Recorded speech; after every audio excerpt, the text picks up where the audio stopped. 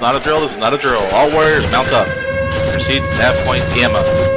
Rendezvous with Mobile HQ for tactical and situational analysis. Welcome to the MHQ podcast. Hey everybody, this is Jose. I have Bradley, Randall, and Ronald with me, and today we're talking about command and lance abilities. Take it away, Bradley. Alrighty, guys. Okay, here we're gonna go. We're gonna dive into what I consider to be the meat and potatoes of an Alpha Strike game. These are special command abilities. What we're first gonna cover. These are very unbalanced as far as just saying, "Hey, free fall. You pick yours and I pick mine, and we'll just see what happens." It can be very lopsided. So we're hoping that with this podcast that we're going to be able to shed some light on some of these command special abilities which affect only a portion of your command, where some of the other ones affect the overall whole entire force. So with that being said, you're going to find special command abilities located in the Alpha Strike Commander. It's going to be on page 102. It's going to start off with many of the veteran regiments and other formations in this BattleTech universe demonstrate special command abilities such as those outlined below. These abilities represent enhanced tactical experience that comes from a combination of intense training, accumulation, and leadership. For this reason, unless otherwise indicated, special command abilities are assumed to apply to a player's entire force rather than an individual unit. You turn on and look, and it talks about assigning special abilities.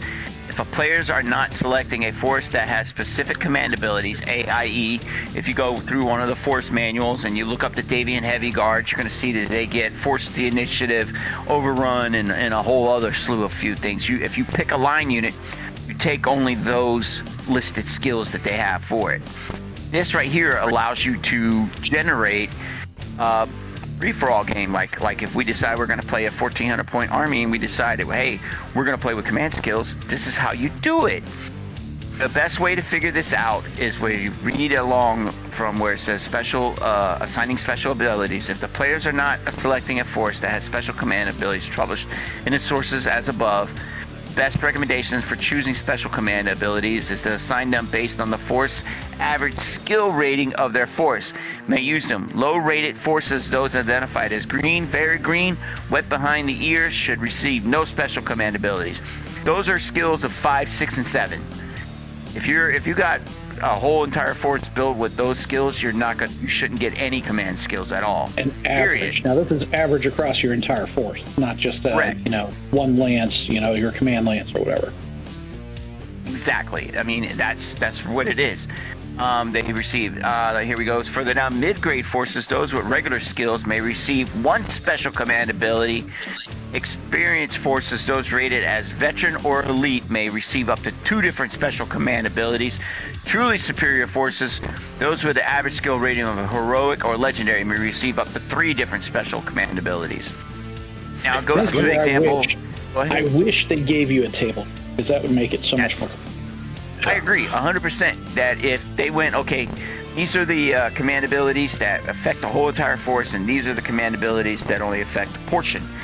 As we go through into this along, when we read these from the book, we're gonna see that some of these talk like that. Some of them are very vague, so I want to help give a yardstick, so to speak, to it. I'm gonna put this, when you guys ask me what I think about these skills, I'm gonna rate them by a point scale. 1 means that this is just a level 1, means that it's meant to only encompass a portion of your force. Be it a company or less, not your whole entire large force, so to speak. Or if you're playing with a company, that it only is designated to a lance in itself. I'll designate those as 1 point. Those that affect your entire force, I will classify as 2 points. And I recommend that players turn around and at least go with this type of scale to help keep the game somewhat balanced. All right, so guys want to go ahead and start ripping away at these command abilities? Let's go ahead and start rolling in it. Yeah, I can start. The first one up is anti-aircraft specialist. A force that possesses the anti-aircraft specialist special command ability has honed its skills specifically to counter the threats of airborne opponents. Like sharpshooters and brawlers, it is uncommon for the whole force to possess this ability. So here's one that's obviously going to be splitting it up into a smaller portion. The players are advised to limit its capabilities to a predetermined portion of their deployed forces. Anti-aircraft specialists apply a -2 target number modifier to all attacks made against airborne targets, including ground vehicles with a VTOL, Widgie, or movement type, aerospace and conventional fighters, small craft, dropships, and so forth. Against all other ground-based units, including those that jump, or airborne capable units that are grounded at the time of attack, this target number modifier becomes +1 instead. So it actually Penalizes you. gives you a negative. That's interesting. Aerospace units may not use the anti-aircraft specialist command ability. Yeah, this one here is definitely a one-pointer. It clearly states that this is only supposed to be a portion of your force. If you are like knowing you're going to run against somebody that's going to have a lot of aerospace support or have a lot of VTOLs, I would recommend you take this command ability and take nothing but it has flak, because that -2 for the anti-aircraft special applies is an accumulative bonus. So if you have a skill 3 unit that has flak and it also has this, and those modifiers add up. So that's definitely smart if you know somebody likes to bring the choppers to the game. Definitely, definitely one to take, and that is a one because it's limited to a lance. So when you build the lance, take them with the LBs in them. If it has the flak ability, that's even better. Okay, let me go ahead and take the second one because I think you missed one, Ron. Real quick. So, oh yeah, I did miss adjusting fire. But on this one, the anti-aircraft specialist one, what's interesting about it is it doesn't specify what portion of your force. It just says you should determine it. So you really have a lot of flexibility, but at the same time, there's no guideline. And I wish they standardized the guidelines, and said, hey, like, it's going to be a quarter, it's going to be a third, it's going to be whatever. I think the limiting factor of this one is to make it work, they have to have the flak ability, period. Well, no, it doesn't even require flak. It's just a special ability. It's an added bonus if you have flak. Okay. It accumulates. That's Okay. the beauty of it. So to where like a flak is what, a -2 off your dice roll? Well, if you need to roll an 8 and you roll a 6, you still hit. This would be an implying that you now, instead of needing a 6 to get a guaranteed hit, you only need a 4 now to hit, which is a dramatic ability for you to take down those pesky VTOLs. Now, what I don't really like about this one is it gives you the penalty for all other units. So even jumping units, you still have a +1 penalty. I don't agree with that, but that's the rules, unfortunately. Yep. I think that if units jumping in the air, it can be shot at while it's jumping in the air. Well, besides that, these are usually, most special command abilities are benefits, and there's no penalty that goes with it. This one is the one that I think stands out as having the only penalty. Some of the other ones have it as well. They're minor. This one has a +1 modifier to you for attacking if you try to take that same lance and say, well, gosh, I already shot all your VTOLs out of the air.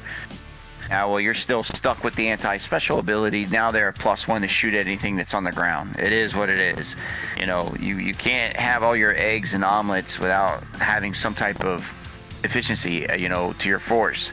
Your guys are constantly looking up. They're not looking down. Right.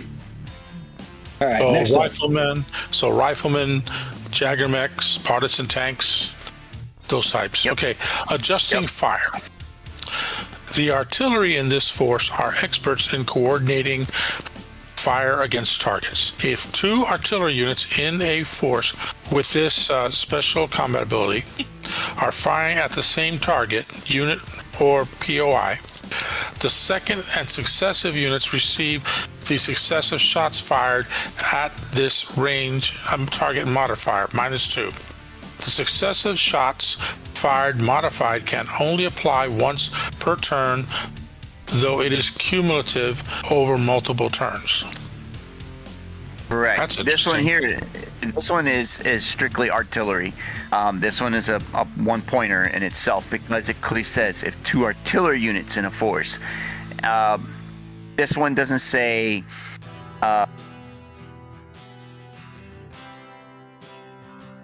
Because sometimes rules in the book get a little confusing as indirect fire is being called for as artillery to a lot of new players. They don't understand it. An artillery attack is constituted from a long tom, the thumpers to the arrow batteries, and not just from the LRM fire that's coming over. This one is definitely, I like it for that purpose. You cut out there for a little bit, but this one's interesting. I don't like the way they word it. This is my chief complaint with a lot of this book, that some of their phrasing is just not very clear. So when it's cumulative over multiple turns. So, all right. So 2 artillery units in the essay firing at the same target. The second successive unit receives the successive shots fired for this modifier. So your first guy, say you have 4 artillery units out there, your first one gets a normal shot, your second one gets a -2.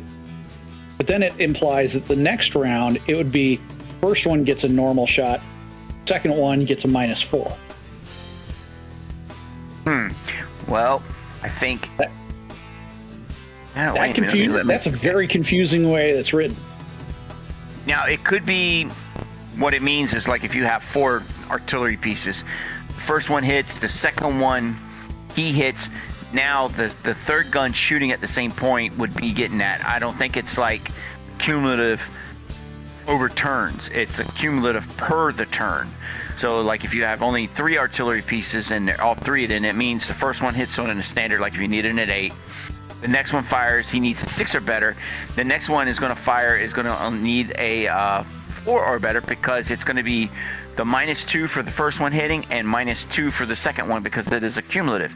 This works just like the Davian one that is in the Davian book for a light fire lance. The light fire lance runs on the similar thing. We'll get into that one later. I'm rereading it again, and now I think I understand it a little more clearly. So your first one gets a normal attack. Whether it hits or misses doesn't make a difference. Right. Your second and successive unit, so you have 4 units, they all get a -2. So that's the first round. The next round, your first guy still gets -2, then all successive ones get a -4. That's what I'm seeing on this. That's what it seems to say. But again, we don't really have a whole lot of artillery. Now, if you have 2 artillery pieces out there shooting, or 3, this is one of those ones, if you have a player that loves artillery, this is perfect. And it's not really too much. You could have like 4 snipers that do a little 1-point ping, ping, ping, type thing. Yep. But I'm just looking at it from a logistics standpoint of, how the rule is not clearly written. And that's my gripe. Okay, does anybody else read this differently? Here's my take on it, and I'll chime in. It says same unit or point of impact, which is what POI is, point of impact. Right. First unit fires, okay, you succeed, blah, blah, blah. The next shot gets a -2. The next shot gets a -2. All right. Now, if you fire at the same target, the next turn is when everything modifies up to the next cumulative. A -4. So a 4, but it's got to be at the same point of impact and the same unit. Right. Ah. Which is great if you're going after a hardened structure or something like that, yes. But it, units move and point of impacts move. So if you're hitting the same unit, I guess it could carry over the unit moved. That's why it says in the emphasis, it says unit or point of impact. Right. So you can fire at the same moving unit, which would suck for that unit. But if it's getting multiple artillery barrages on it, it's not going to last that long anyways. Nope. And it would be... so you can aim direct fire at a unit. Correct. You can't. You have to shoot. Well, you can do indirect fire on a specific unit too. Right.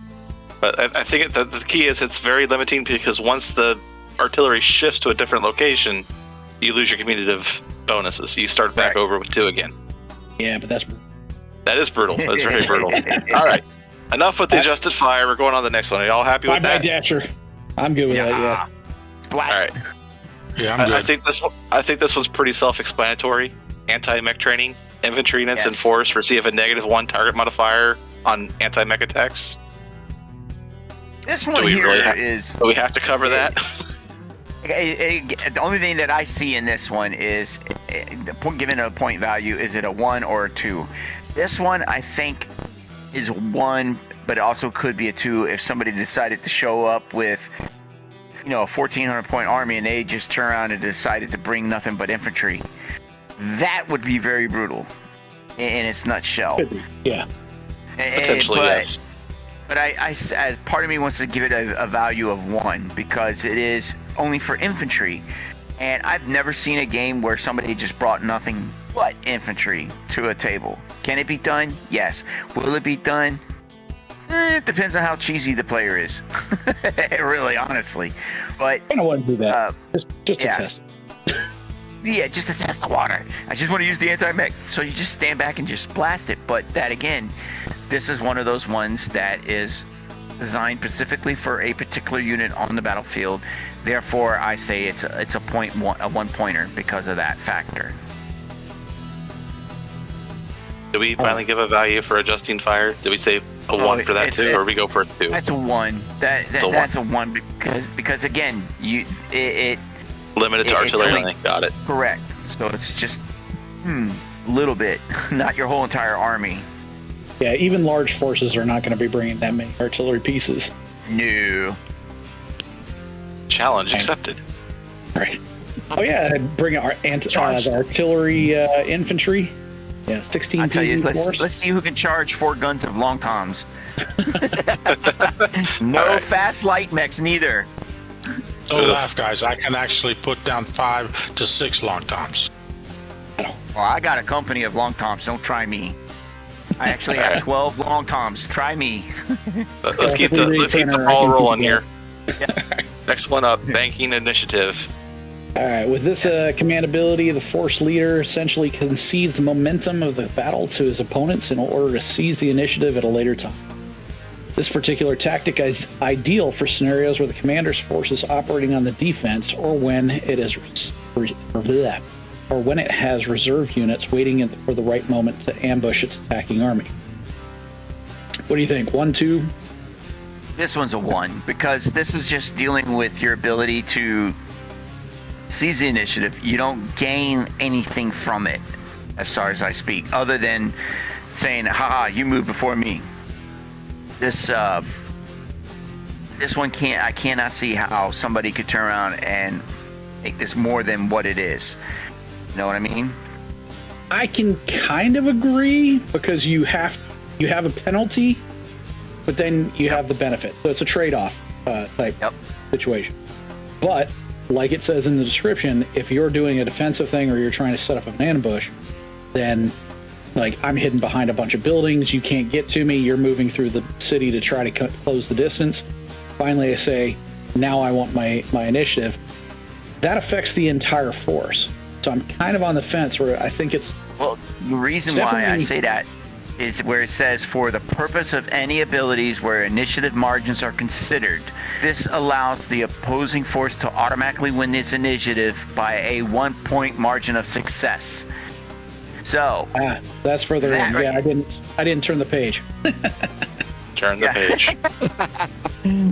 So that means it really, in the other thick of other things in the game, it really doesn't do anything. It doesn't give a margin. Like there's a couple other command skills where if you win the margin of the initiative, you have to see how much the margin of success was in order to get special bonuses. This one right here, and they're always divided in half. So like if you roll a 10 and I rolled an 8, you would beat me by 2. You divide that in half as 1. Or this one, it's only a 1, and unfortunately there's no half margin success ratios. It's either a 2-point margin or more in order to get some type of bonus from one of these command skills. That's what I have observed, because I thought about this command skill very well, because I like to sometimes the idea of giving up the initiative to my opponent and doing what I do, you know, because you guys know that sometimes I like to go ahead and move first anyways. So I feel like this one is a 1 in itself. Yeah, I can definitely agree with that. All right, who wants to take on Berserkers? I'll do it. Okay. I don't know what caused that. Berserkers. At the start of any turn, a force with this ability may elect to go berserk for the rest of the battle. The force gets a -1 target number modifier for all attacks, but their target movement modifier is reduced by 1 to a minimum of 0. Yes, self-explanatory. It says the force.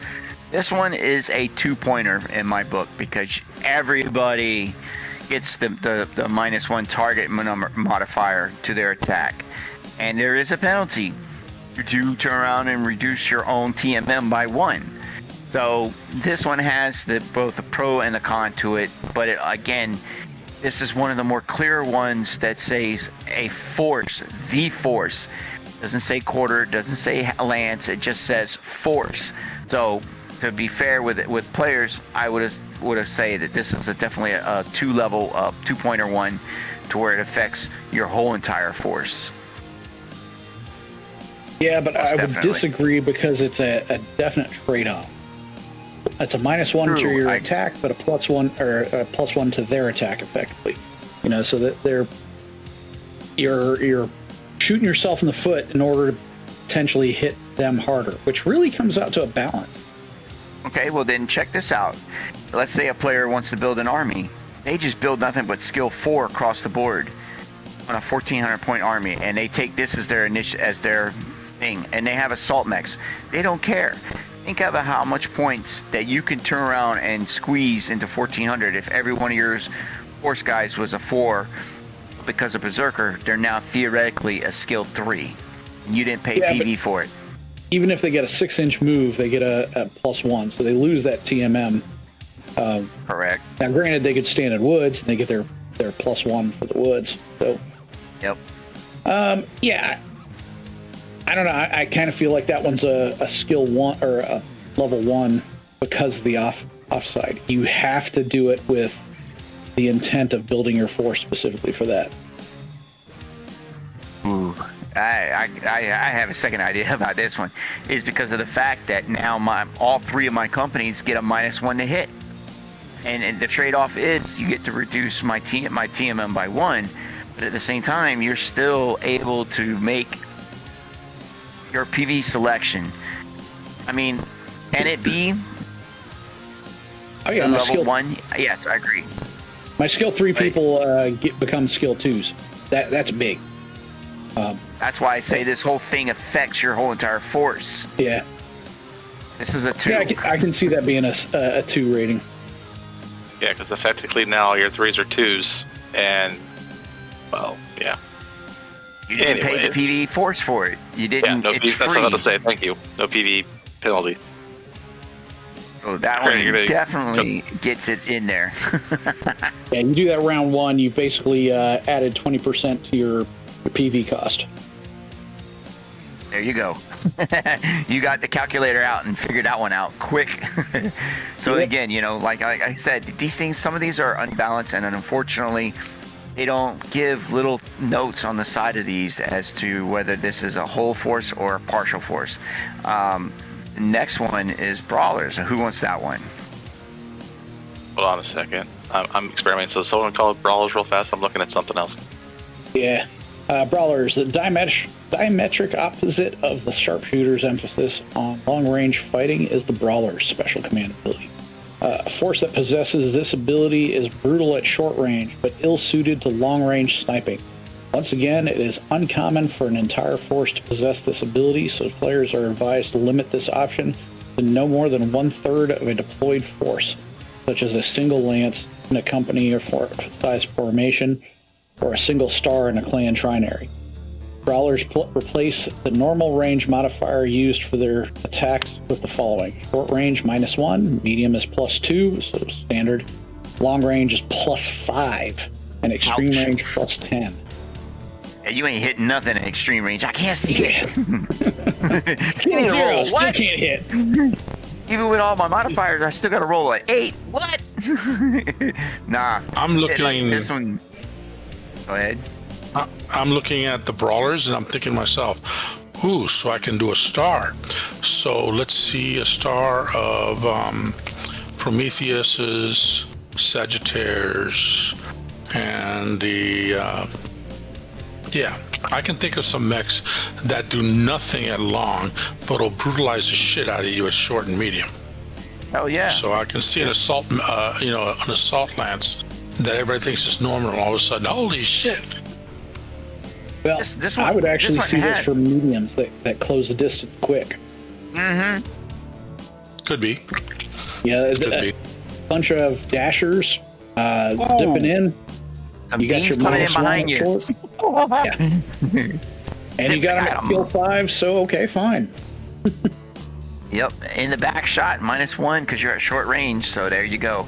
But again, this one has, in it, it says, again, it's uncommon for an entire force to possess this ability. So it is limited on opinion to no more than 1/3 of your deployed force, such as a single lance in a company-sized formation or a single star in a clan trinary. So if you have three companies, you get a whole company of this. This is why I feel this one is definitely a 1, because it's not affecting the whole entire force. It's only affecting a portion of it. And this one, you really got to put this ability with your units that are meant to be at short range and fight away. True brawlers. On the inner sphere side, you do it on a bunch of hunchbacks or something like that. Yep. Medium range and nothing that has long range. Why waste it on a long range shooter? Yep. So that's that one. I actually like brawlers for the fact that it's meant for, if you're gonna fight a city fight, there's a good chance you take this one. You're gonna be in a lot of short range and medium range fighting than you would be in long range. It also Yeah, city encourages fight. getting up into your face. So True. you combine that with something like Intimidator or something like the special pilot abilities. Now there's a reason for getting into short range. Not Oh yeah, just you got like an axeman. He wants to cleaver some mech with that axe. Yeah. And now he's got the ability to really hone in and do it. So I agree with this one being a 1-pointer for an SPA skill. Or command skill, excuse me. All right, how about camouflage? Jose, why don't you take that one?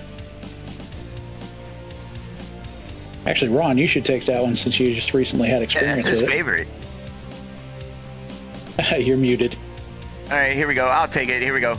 So ground units that are part of a force with this ability and use the standstill movement option receive a +2 target movement modifier in place of the usual 0. Regardless of the scenario, the force may place half of its starting units hidden, even if it is the attacker. The force may place hidden units even if they're terrain where no mechs usually can hide. This one is a 2 because of the fact that A, it allows you to hide units. B, the units that are not really hidden can be out in the open and get a +2 modifier to be hitting at. That affects your whole entire army. Yeah, because it doesn't even care about the terrain that you're. Correct. So this is a 2-pointer right here. I had an opponent that used this one, and it was effective. But unfortunately, the command skills that I use, it overrun the ability for him to use this as effective, and he was forced with the choice of either having some hidden units and only having 2 units on the table, or come out and fight, and he still could receive +2 modifier for standing still and get that. His whole entire force could do it. Yeah, This and one that's is really good for an assault force. So you Yes. got a +1 TMM, and then you stand still, and you get better than if you actually moved. Come on. Yep. And then you get a standing in -1 to woods. hit. Yeah, and you're -1 to hit, and you're standing in woods, and you're... Oh, come on. This is a no-brainer. It's a really powerful one. Yep. Definitely agree with that one. Let's see. We got combat specialist. Who wants to do this one? I'll do that one All right. because I think it's interesting and I've never seen it used.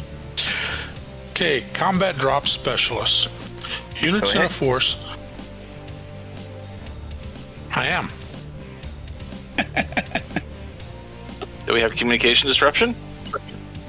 No, I was talking.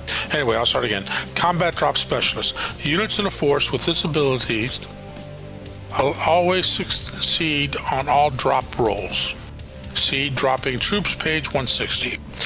Forces receive a +2 initiative modifier the turn after making the combat drop of at least half its units.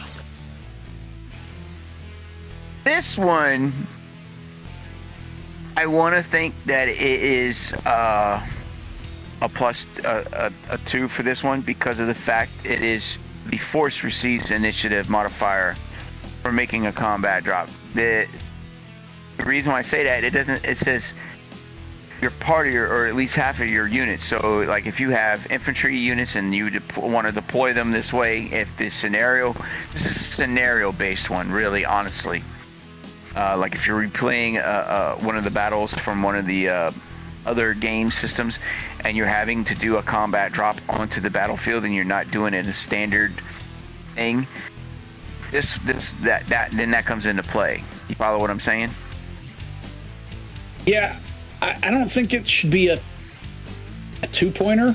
No, it's not a 2-pointer, but this one, it acts like it affects your whole entire force, but it only needs like a half of your force to get this a bonus initiative modifier of a +2. So right. In my book, it's a 1. And it's a one-time thing. It's not like like combat intuition or something. It affects the entire game until your commander is blown away. So yeah, I think that one's more of a 1-pointer because Absolutely. it's just a one-time. Here's your push. But yeah, I mean, you have to have half of your force being dropped in. That's interesting. If that's what the scenario plays out. If you're playing a scenario game and you get to have your troops being inserted in a hot drop, there's been a couple incidents in some of the scenario books where that actually happens, and you have to roll for your units that's dropping onto the ground. You would receive a +2 initiative modifier for this. So it's like you said, it's a one-time use. It's not like you get it every. It's not every turn or every other turn. It's just one time. Pop. It's a one and done. So it's a skill. It's a plus. It's a 1 in my book. Next one. So Ron, why don't you take communications disruption since you were disrupted by Comstar before? All right. Communications disruption special command ability represents the continuous efforts by the context specialist within a given force to tap into enemy transmissions and scramble or confuse them. Because this command ability does not require presence of a elaborate electronics gear, its benefits often vary on the field. Next page. This ability only truly works when the opposition armies are organized into proper formations with distinct pre-assigned subgroups. Instance Intersphere 4, Clan 5, and Level 2s for Word of Lake and Comstar. No subgroups are identified at the time of gameplay. Presume all forces are using 4-unit lances. Identify which units belong to each lance. At the beginning of each turn, player controlling force within the communication disruption command ability rolls 1d6. On the result of 6, all the units in one of the random lance star level the opposing forces are affected by confused communication and impairs their ability to coordinate properly. During movement phase of a turn, the affected subgroup reduces its ability to move by 4 inches to a minimum of 1 inch. If the unit is assigned an aerospace element, that unit uses thrust points instead, reduce its thrust by 1. Disruptive effects pass by at the end of each turn. Battlefield intelligence. If battlefield intelligence rules are in play, see page 154, a force may use the communications disruption special command ability if it has a BI rating ratio of 2-to-1 or higher over the opponent. If the force's BI ratio is less than 2-to-1, the communications disruption specialist command has no effect. That's a mouthful. This one's a twister because I want to declare that this is maybe a 1 level because of the fact that it affects the other team, but they have to still roll. It's not like it's an automatically implied. Yeah, it's random result. Correct. Plus it's completely random. Plus, it's 1 Lancer star or level. It's not the whole unit's being interrupted. So this one is definitely a 1-pointer as far as special command skills going for it. How to use this in a game? If you're using battlefield intelligence, then this really comes into to that where you compare. Like I have a battlefield rating of 56, and you have a battlefield rating of 28. I definitely am going to get the ratio of 2 to 1, meaning that at least my field ratio is twice as much as yours, because you're at 29 and I'm at 54. You know, I'm double what you are, so I get these special abilities. Yeah, that one's a bit limited too, because it's just affecting your movement, not affecting your shooting or anything like that. You know, but it's interesting to see if somebody actually would use that one, because it limits that force to slow down to only using 4 inches of movement. So you could turn around and put a stop. Yeah, I can see that I can see this being used for a capture the flag or capture the objective type thing. You just want to slow their attack down. They have to decide, what is it, a random? Yeah, so a random one. So it could be your lead force, and they could be close to getting the objective, and that 4 inches could prevent them from getting that objective. That's true. But yeah, definitely scenario based. I don't know if it would be functionally useful for most scenarios. Yeah, I really don't see this one's. Honestly, I wouldn't see it being used because again, it's why take it?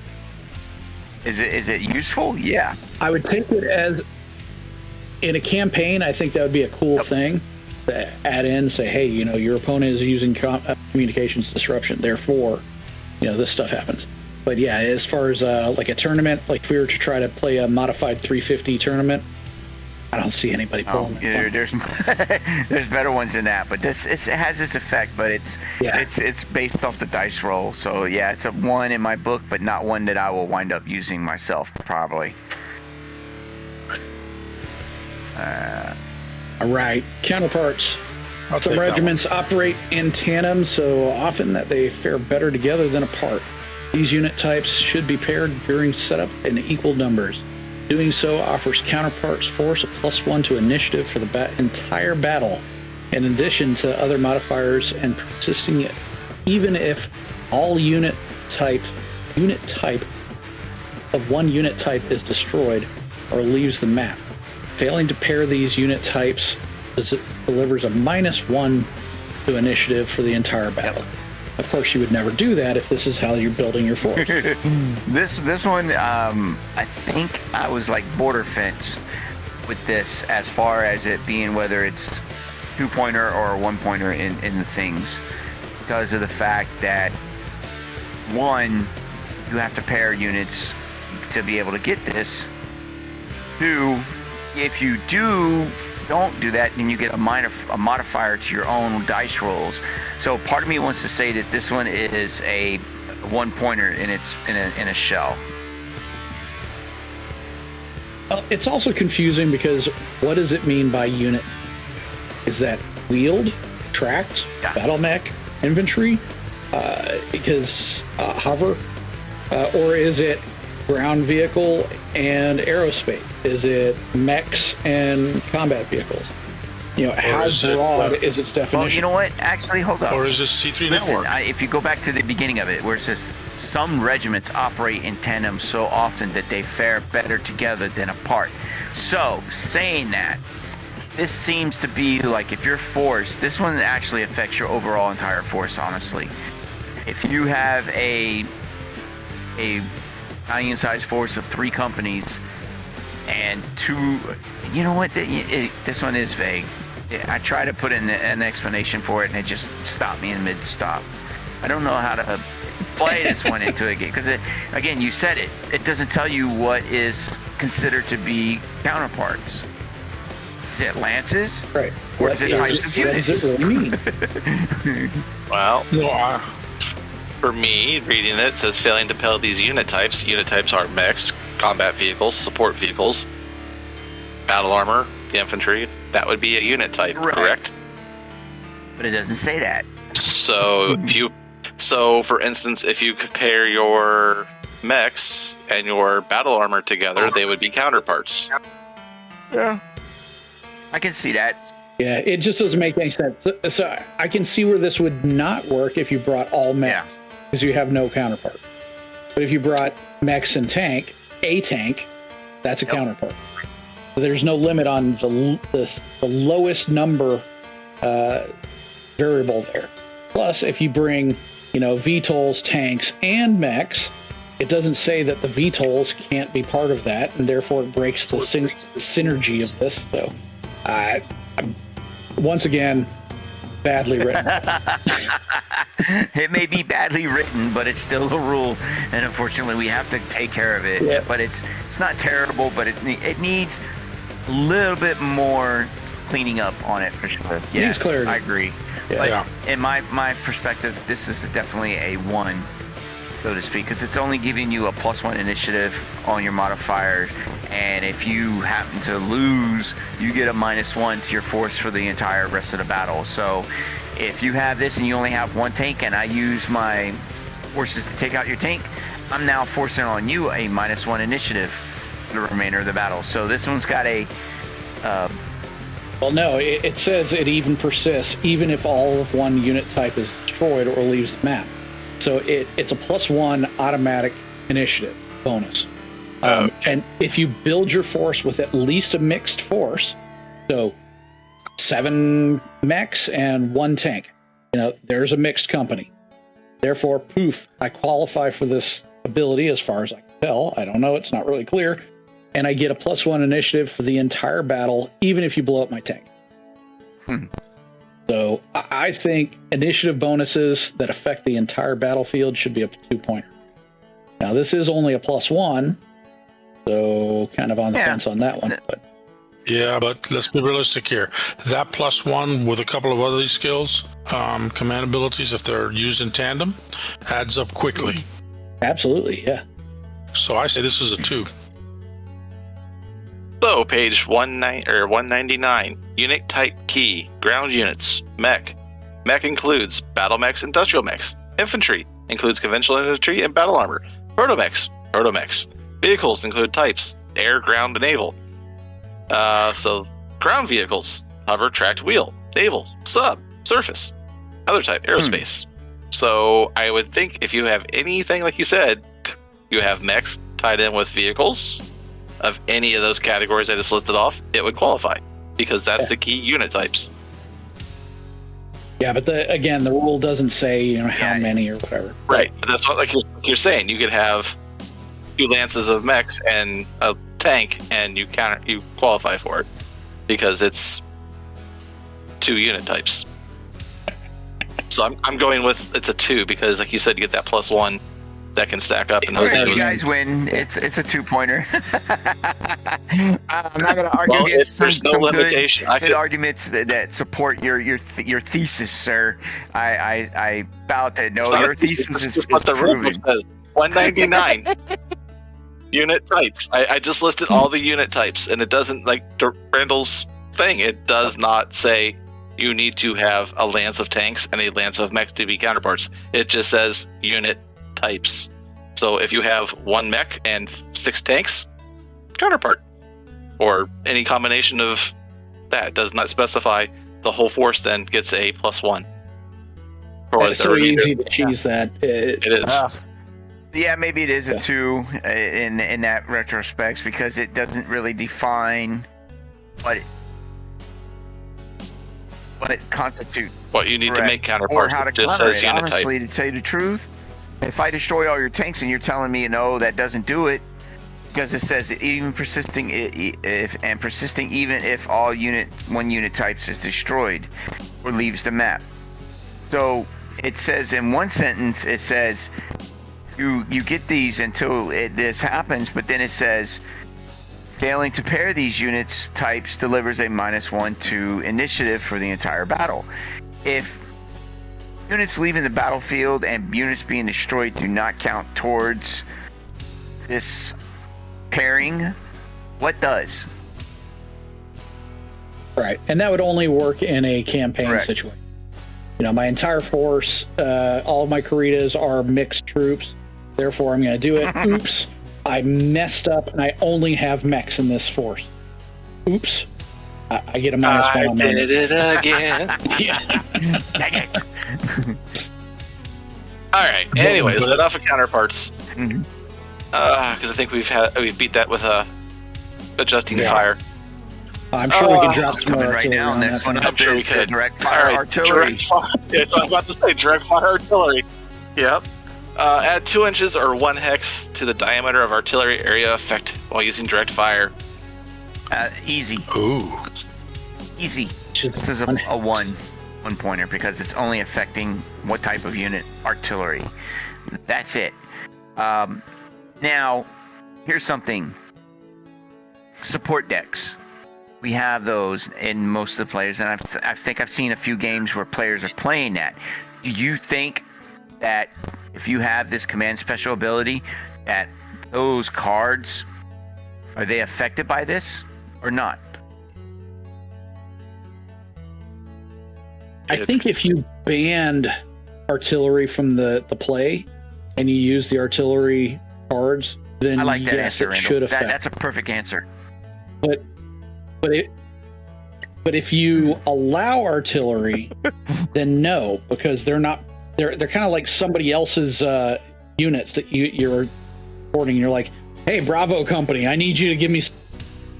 And Yeah, I they aren't get that. actually I with mean, your you just, company. all you got to picture is somebody bringing 4 long toms out there, and now instead of it being 6 inches, it's now 8 inches.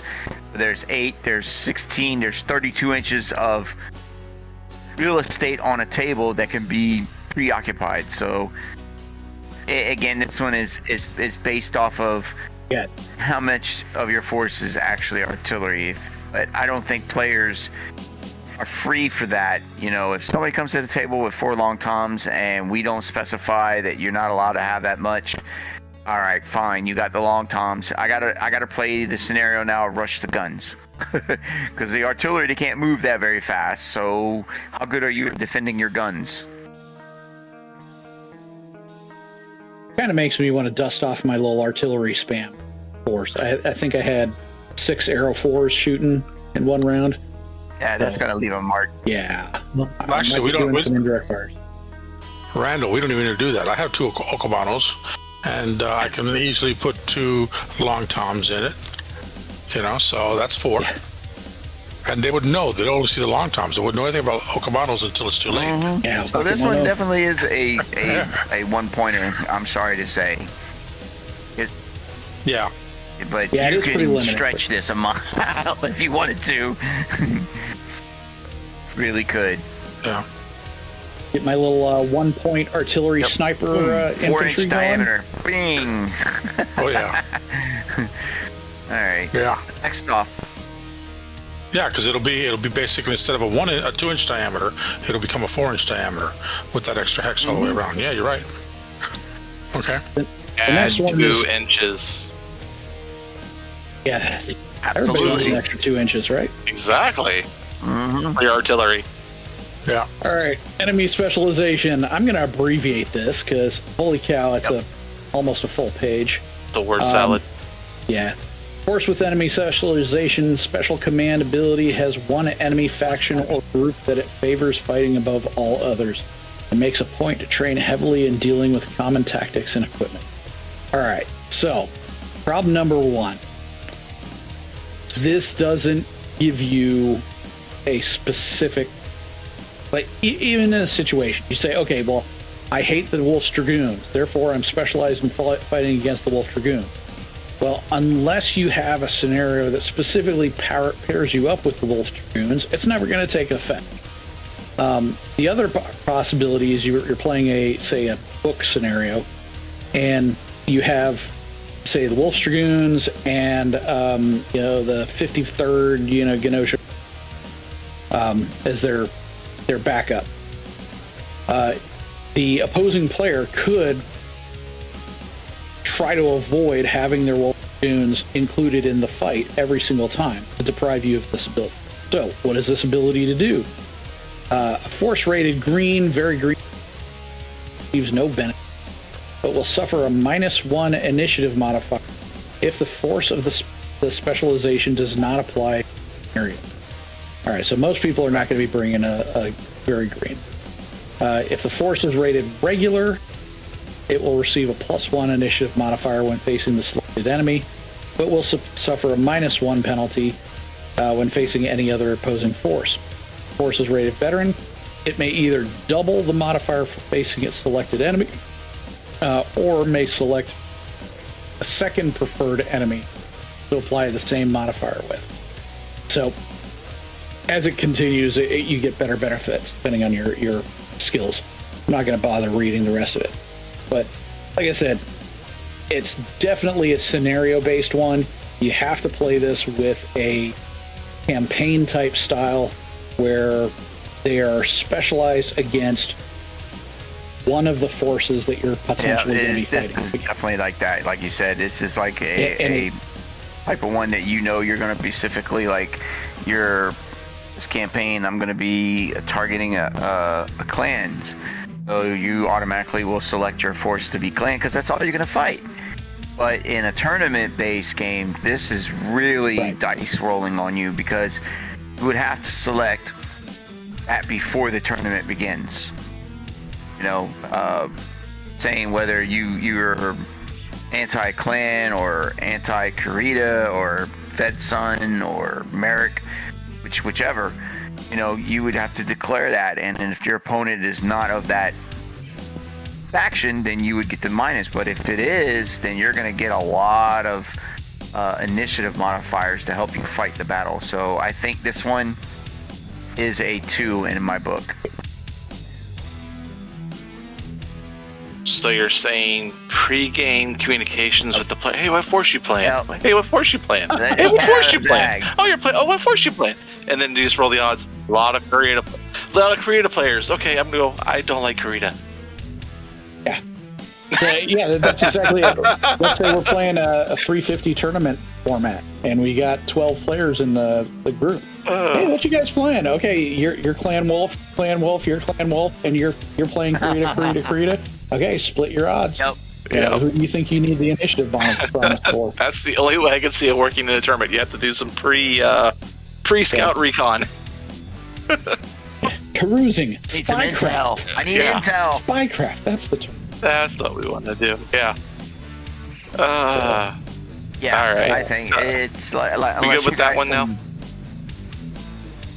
Can we rate that one a negative? Can we rate that a negative one command skill? I should rate that as a 1 skill because it is based on.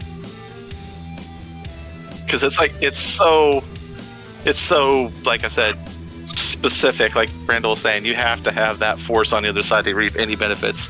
I could see for a campaign play or narrative play, a tournament. Like I said, what are you playing, Ralph? You're playing this today? Okay, yeah. You got to roll your odds of how many Davian players are out there, whatever else. Yeah, and on a one-off game, of course I'm going to choose your opponent. Exactly. What are you doing? I'm paid more to be hating you. Yeah, I'm specialized against you guys. Yeah. Done. All right. We're done with that one as a -1 campaign play only or narrative play only. All right. Environmental specialist. That's another word salad. Force with special command abilities has mastered or preferred combat certain specific terrain types or environments before gameplay begins. So once again, you need more recon.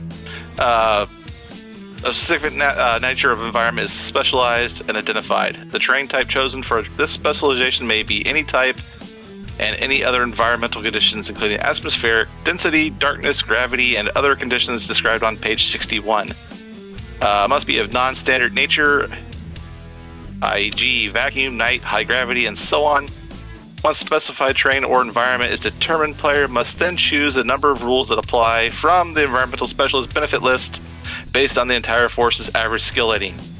Yeah, this one's So, a yeah, mouthful. there's a and lot to that. everything. Clear desert urban. This one vacuum. is definitely something that I feel is a 2-pointer, because one, it does take into effect that with this one picking, you can have 2 of the environmental specials benefits listed, and there's even 3 if you do your skills correctly to make it. So this one allows you to, excuse me, be able to get 2 skills. So I think this one, with that implied, means that it is a 2-pointer. Yes. Okay, Bradley. Yeah, and if you can, yeah, go ahead. I kind of disagree. I think this is the same, should be the same one as the enemy specialization, because, again, to the point that Ron was making, if you have, you're going to scout the 350 tables to see how many are winter, woods, urban, desert, I clear, agree. you know? It's one of those things where you might not have enough.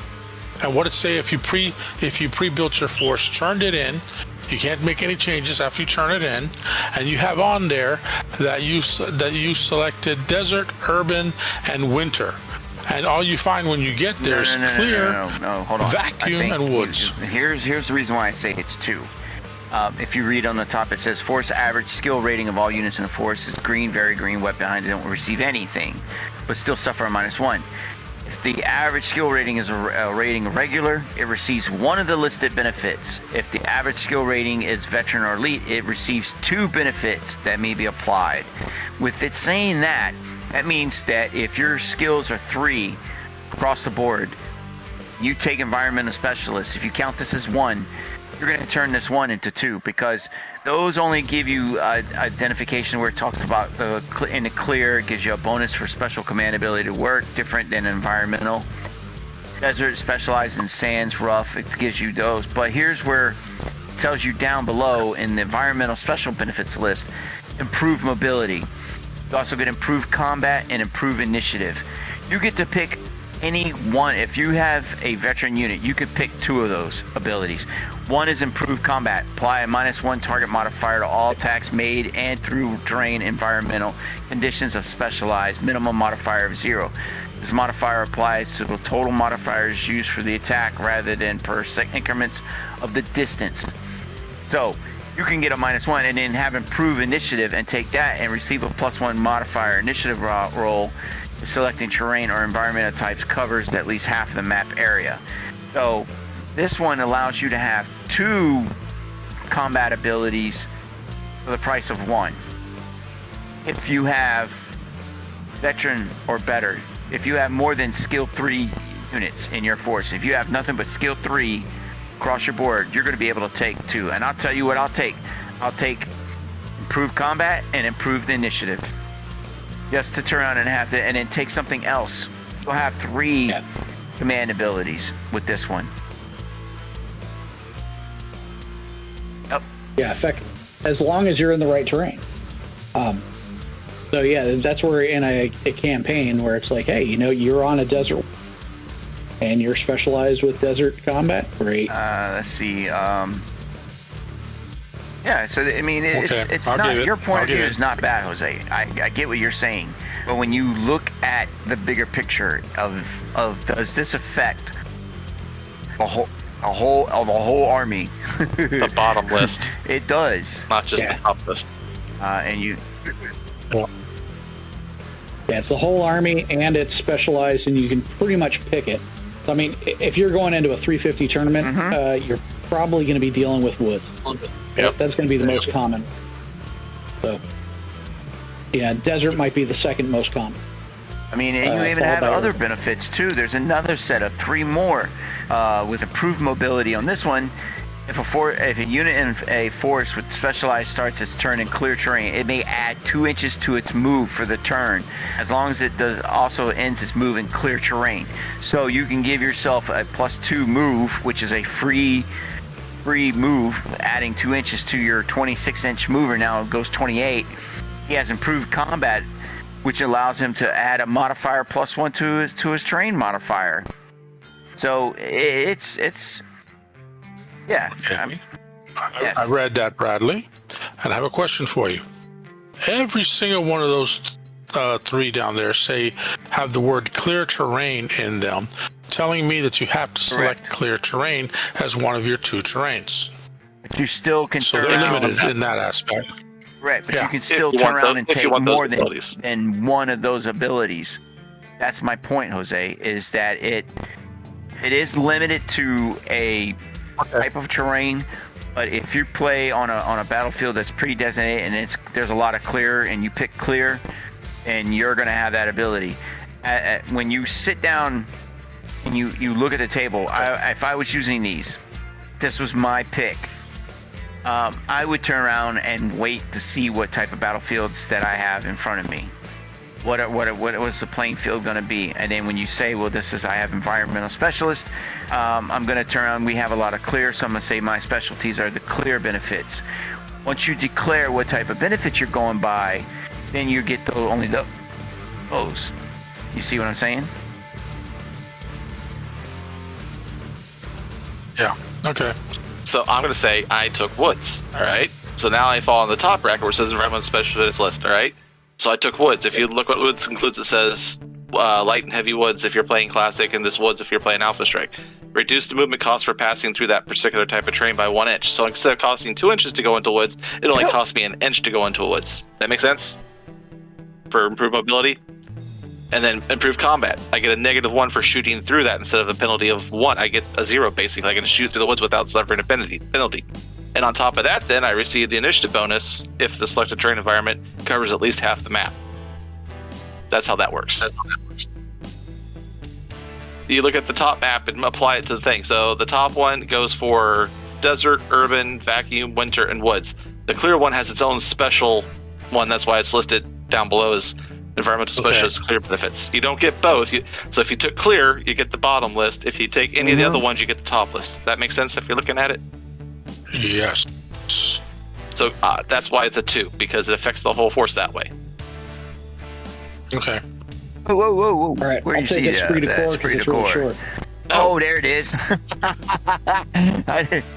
Esprit de corps. It's French, damn it. I see it At the now. bottom of the word salad. Yeah.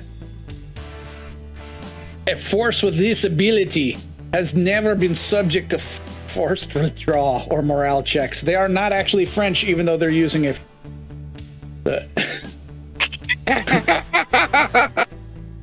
Bottom line, you do not have to withdraw if your unit is criticaled and reduced to half of its was the structure.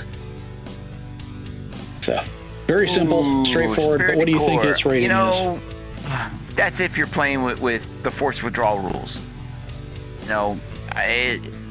You have to have that, or morale checks. That's dependent. Therefore, I honestly only give this one because it doesn't do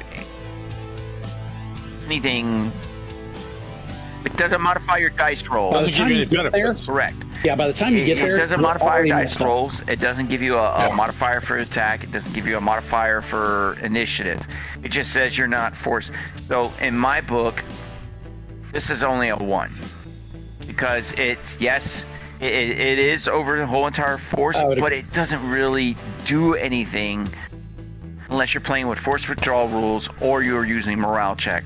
And it does come into play, but then again, it's single use units. Like you roll for that unit. Is it morale bad or is it good? It's not an overall. Now in a campaign setting, my definition of it being a 1 would be a gross understatement. Because in a campaign, you would be having force withdrawals. Then this would be classified as a 2. So maybe this one is basically determined its point value whether or not you're playing a campaign fight or if you're playing in a type of a one-off game or a tournament. This one here is a this is A 1-2. yeah, this one's definitely 1. 1-2. But if somebody It had could this be either or. in a tournament, I'd say okay, it's a 1. Simply because it's Yeah, tournament. yeah. So that makes Tournament, I that would one. definitely only do. This is Yeah. Ron's favorite one. Yeah. I want Bradley to read the Oh, next. I No, know I this want one, you to but read this one so I you made a understand it. mistake with this one so bad, and No, I want Ron you to has read never the. let it What is go. the Used first this in line one on of there? the campaign fights, and it was I misread it, and to effect. Okay, false flag. Before I even say the this very one, this first one right line. here is it in a nutshell. It allows 1/3 of your force to be off the map, and come on turn 3. It's able to roll. You can bring it anywhere on the map if you roll 8 or better. You also get a +2 modifier to your initiative roll during the turn which this force comes on the map. Reason why this one's such a hot topic, because this one is, in my book, is a 2. Because it requires 2 other command abilities in order to get this one. This force, I'll go ahead and read the rule. This force must be also have off-map movement command ability. It may designate to 1/3 of its units as in a scenario as operating under a false flag. These designated units are kept off the map until they enter the map on the 3rd turn or later. On the turn, the controlling player declares the false flag units are entering the map. Before initiative is rolled, 2d6. On an 8 or better, the unit has not been discovered as false and may enter the map any map edge, including the opposite player's home edge. In addition, the controlling player receives a 2 initiative modifier roll on the turn the false flag enters the map. On a 7 or less, the ruse was discovered and the unit must enter on the edge on the half of the map. So, this one is a very, very good one to have, especially if you have a lot of fast movers. If you have 1/3 of your force, let's basically say if there's a battalion on the table. This is why it's 2, because it affects the whole entire force. You can turn around and by turn 3, and if I roll my false flag, it's an 8 or better. If I have an opportunity to take my fast recon units and come up behind you, I'm going to probably do that. Or if I have some infantry riding in some maximum hover tanks, they're going to come over and be able to get out and get behind you and do mecha attacks. It's going to cause the player to now have to fight in a classic BattleTech game or Alpha Strike game, a 2 front. And I honestly don't think players can do that. It'd be like, oh my god. Yeah. Yeah. Plus, you can move them last. So you win initiative, you move them last, and okay, your opponent decides they're going to move their guys in the back of the field, or not move them. They move on the map. They're active. They come on the map. You're attacking from the rear attack. If you got maximums, they go 18 inches. They come when they get on the map. They go 18, right there. And you can start in your rear deployment of your zone. In a scenario game, this would be fun to try to capture objectives. For a tournament, this would be brutal because you ought to suddenly already had these control points that you had under control. You got your brick walls 24 inches away from that, and you think you got me cornered. Well, here comes my false flag of a company of vehicles that are coming behind you now and getting back shots on you, dropping infantry in your rear, and causing you now to effectively cut your army in half and turn around and deal with a 2-front battle. And try not to get back shots is going to be a pain in the ass not to be able to give your opponent. This is why this one's a 2-pointer. Yeah. So, guys, we are at an hour already. I think we need to cut this probably into 3 parts. I really agree with that. We wanted just to talk about these things. I mean, the whole purpose of talking about these things is to help players understand them. I really think that when I talk to other players in games that I go to or events, most players are like, I don't know how to use those command skills. It's another level of complexity. It's another level of rules that I'm not used to. But for classic players, we're used to having rules upon rules upon rules upon rules. You had equipment rule, you had weapons rules. Correct. Seven So books instead of one. Is definitely something that I hope that players will listen to us and go, you know what? Let's listen to this episode where these guys are talking about these, because they're not really talked about. I mean, do you go to the forums? What do you see, Randall, when you go to the forums? And is there anybody really talking about these command skills and trying to give a definitive answer as to how they're supposed to be used or gauged? Do you see any of that activity? Only once in a while. Yeah, only once in a while. Every once in a while, somebody posts out there and says, hey, I got this command ability. How is it actually supposed to be? And that's why I think we're on version, 7 of the printing, and we still have very vaguely written rules. It's a I shame. don't think people are really using them. And I think there's a new book coming out soon, if it hasn't already come out. You guys think that A new these are version. things, these command skills, do they really add a good flavor to the game? Yeah. You, They can. Jose, are I can see phenomenal where they can. Sword of Light I can player. also see where. You love your second Sword of Light. If we're playing a command game and you say that, Brad, I'm bringing my second Sword of Light, and you go and look at the TO&E of these guys, which is, I pull that up right now. I can tell you what they get. Let me see where they talk about the Sword of Light. What page is that? We're going to try to make this quick. Sure. Looking inside. All right. Well, let's see. That's those guys.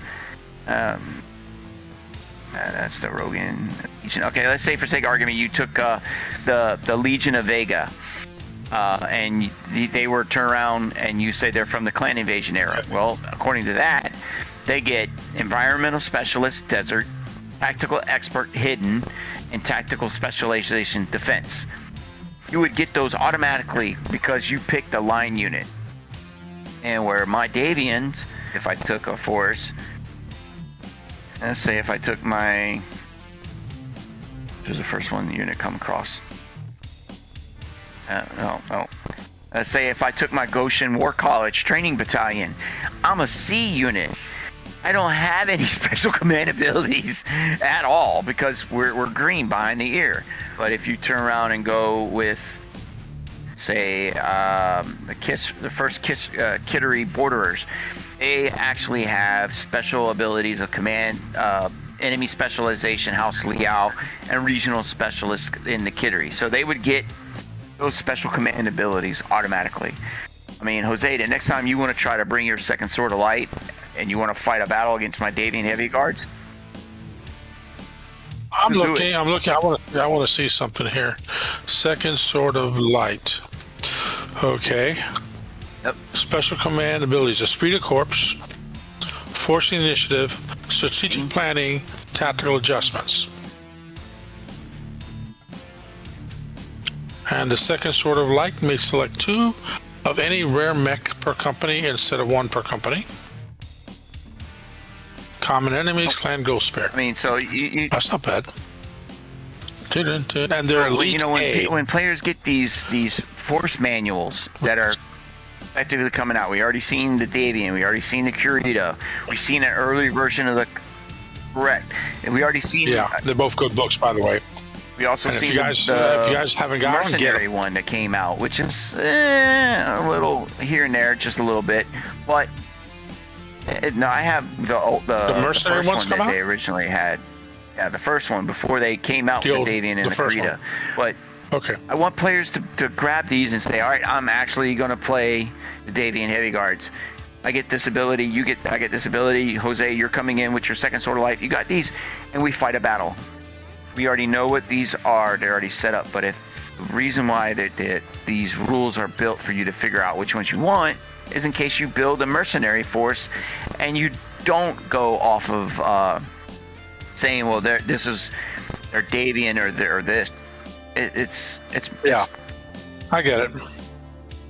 Yeah, because like, for instance, you guys already have played against my Azul Dragon swords and many iterations of it. But right now, the force that I've really been working on is my Highlander force. And depending upon the mechs, the Highlander force is good. It's not that big. It's 2 companies and a company of combat vehicles. It's good from Clan Invasion era. into the Ill Clan era, just because 2 of the mechs that are in it. So I gotta figure out 2 other mechs to replace them, and then I can bring them in, or bring in a couple combat vehicles, and that's that. But literally speaking, that's all I have there. But yeah, so we'll do another 2 episodes after this. As overall, they get tactical Keep us adjustment busy. and Highlander burial. Go figure. But then also, Yeah, I get it. Hold on. I get it. Whatever. now the first Kinnery But I think it's Highlanders, they get a special command of Spirit Decor and Force in the Initiative, but they also would get the special abilities of Tactical Adjustment and Highlander Burial because they are Highlanders, and they also get, this is an individual regiment. So you would have 4, correct? Sounds good to me. You know, and Yeah. So yeah. So we'll just okay. All right, that's fine. I'll look into it. I've got a PDF copy of the take a look through the that old and see what mercenary you one. I'll like give in it a it. good You know, look. figure out which one of the Highlander regiments you prefer to stand with. You know, see what happens, dude. And run. I want players to get these and go. I painted the Highlanders.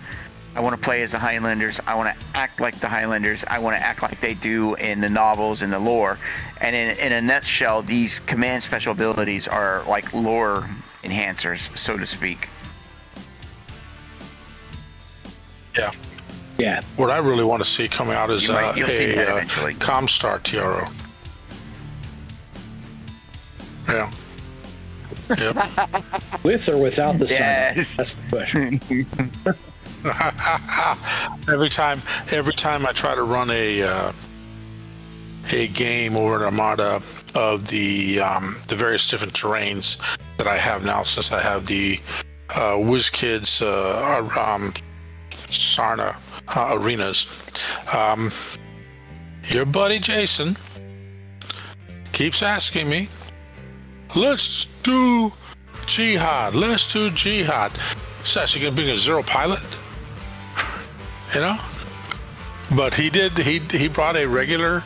He brought to the last time we played. He did bring a Petra, so he did bring one of those. Rita? And he had a great time, but he lost. Yeah,